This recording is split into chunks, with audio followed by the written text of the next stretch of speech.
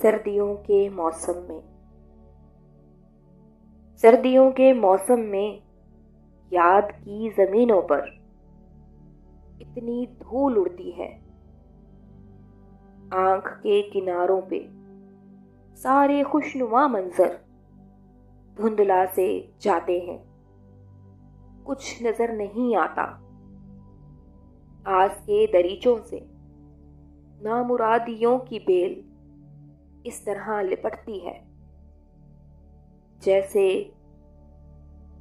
جیسے صبح کا بھولا سورج ڈوبنے تک بھی اپنے گھر نہیں آتا۔ سردیوں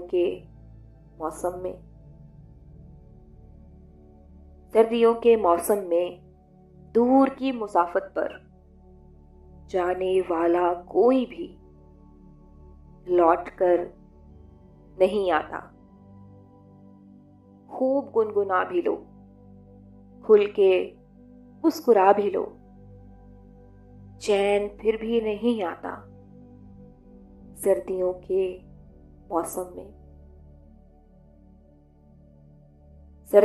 موسم میں بے سبب ہی آنکھوں میں کچھ نمی سی رہتی ہے۔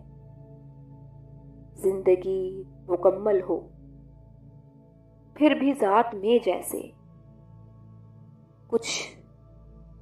کچھ کمی سی رہتی ہے۔ سردیوں